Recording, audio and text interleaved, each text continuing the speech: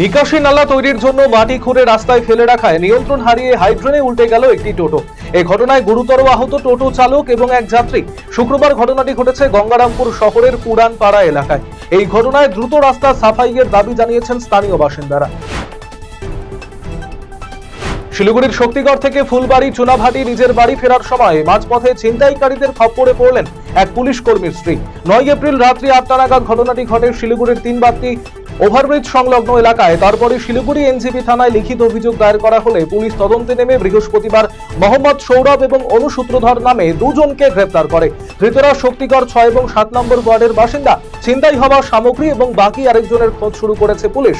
শুক্রবার ধৃত 2 অভিযুক্তকে জলপাইগুড়ি আদালতে তোলা হয়।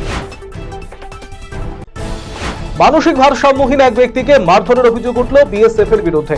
শুক্রবার দুপুরে পুলিশ সূত্রে জানা গিয়েছে এই ঘটনাটি।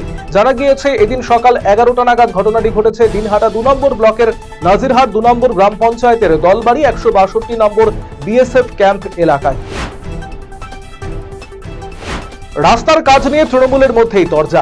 এ নিয়ে তৃণমূল পরিচালিত জেলা পরিষদের বিরুদ্ধে কার্যত ক্ষোভ উগরে দিলেন তৃণমূলেরই গ্রাম পঞ্চায়েতের প্রধান।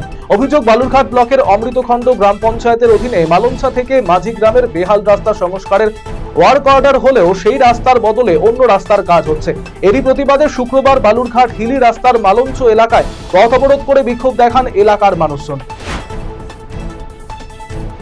বিদ্যালয় চলাকালীন রান্নার গ্যাস সিলিন্ডার থেকে অগ্নিকাণ্ড, ঘটনায় অল্পের জন্য রক্ষা পেল বিদ্যালয়ের পড়ুয়ারা। শুক্রবার এমন ঘটনায় রীতিমতন চাঞ্চল্য ছড়িয়ে পড়ল দক্ষিণ দিনাজপুরের গঙ্গারামপুর শহরের 17 নম্বর ওয়ার্ডের ফকিরপাড়া প্রাথমিক বিদ্যালয়। পরবর্তীতে দমকলের একটি ইঞ্জিন ঘটনাস্থলে পৌঁছে আগুন নিয়ন্ত্রণে আনে। অগ্নিকাণ্ডে পুড়ে ছাই দোকান এবং বাড়ি। বৃহস্পতিবার রাতে ঘটনাটি ঘটেছে রায়গঞ্জ থানার অন্তর্গত শীতগ্রাম অঞ্চলের ঘাগড়া গ্রামে। এই গ্রামের বাসিন্দা ফাহাদ আলীর দোকান এবং বাড়ি পুড়ে গিয়েছে। রাত 8:30 নাগাদ গ্যাস সিলিন্ডার থেকে আগুন লেগে যায়। এই ঘটনায় প্রায় 2 জন আহত হয়ে রায়গঞ্জ মেডিকেল কলেজ ও হাসপাতালে চিকিৎসাধীন। সাথে লক্ষাধিক টাকার দোকানের জিনিসপত্র এবং বাড়ির সবকিছু পুড়ে গিয়েছে। পরবর্তীতে দমকলের প্রচেষ্টায় আগুন নিয়ন্ত্রণে আসে। একদিকে যখন চাকরি খুইয়ে জোরদার আন্দোলন চালাচ্ছেন চাকরিহারা শিক্ষক শিক্ষিকারা, তখন পাল্টা পথে নেমেছে তৃণমূল। শুক্রবার চাকরি বাতিল ইস্যুতে বিজেপি এবং সিপিএম এর বিরুদ্ধে ষড়যন্ত্রের অভিযোগ তুলে গাজলে মিছিল করল তৃণমূল যুব এবং ছাত্র পরিষদ। এদিন গাজলের কদুবাড়ি মোড় এলাকা থেকে মিছিল শুরু হয়। থানা মোড় হয়ে গাজল শহর পরিক্রমা করে বিদ্রোহী মোড়ে গিয়ে শেষ হয় মিছিল। মিছিলে উপস্থিত ছিলেন মালদা জেলা তৃণমূল ছাত্র পরিষদের সভাপতি প্রসূন রায় সহ অন্যান্য নেতৃত্ব। যোগ্য শিক্ষকদের চাকরিতে পুনর্বহালের দাবিতে এবং পুলিশি অভিযানের বিরুদ্ধে আন্দোলনে সামিল হলো বিজেপির যুব মোর্চা। শুক্রবার বিজেপির জেলা কার্যালয় থেকে মিছিল করে বালুরঘাট থানার সামনে এসে বিক্ষোভ দেখায় বিজেপির যুব মোর্চা। শিক্ষকদের ওপর পুলিশি লাঠিচার্জ এবং রাজ্য জুড়ে আইন শৃঙ্খলার অবনতির প্রতিবাদে এবং মুখ্যমন্ত্রীর পদত্যাগের দাবিতে এদিন বালুরঘাট থানার গেটে জোরদার বিক্ষোভ দেখায় বিজেপির যুব মোর্চা।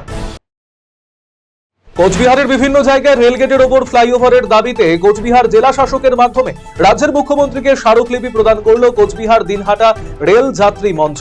শুক্রবার কোচবিহার জেলা শাসকের কাছে যান এবং কোচবিহারের জেলা শাসক দপ্তরের এক আধিকারিককে তারা তাদের স্মারকলিপি তুলে দেন।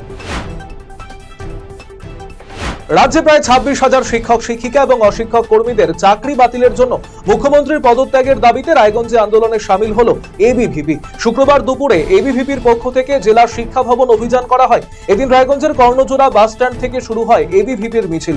জেলা শিক্ষা ভবনের সামনে গিয়ে মিছিল শেষ হয়। কোনো রকমের অপ্রীতিকর ঘটনা এড়াতে সেখানে মোতায়েন ছিল বিশাল পুলিশ বাহিনী। সংশোধিত ওয়াকফ আইন প্রত্যাহারের দাবিতে শুক্রবার উত্তর দিনাজপুর জেলার চাকুলিয়া বিক্ষোভে সামিল হলো সংখ্যালঘু ছাত্র এবং যুব সংগঠন। এদিন একাধিক জায়গায় জমায়েত করে বিক্ষোভ দেখাতে থাকেন সংগঠনের সদস্যরা। সংগঠনের শতাধিক সদস্য সেই বিক্ষোভে সামিল হন। কোচবিহার এবং আলিপুরদুয়ার জেলায় রিভিউ বৈঠকে গ্রামোন্নয়ন প্রকল্পের বিভিন্ন সাফল্যের কথা উঠে আসলো। 2 জেলার জনপ্রতিনিধিদের নিয়ে রিভিউ বৈঠকের পর এমনটাই জানিয়েছেন পঞ্চায়েত এবং গ্রামোন্নয়ন দপ্তরের মন্ত্রী প্রদীপ মজুমদার।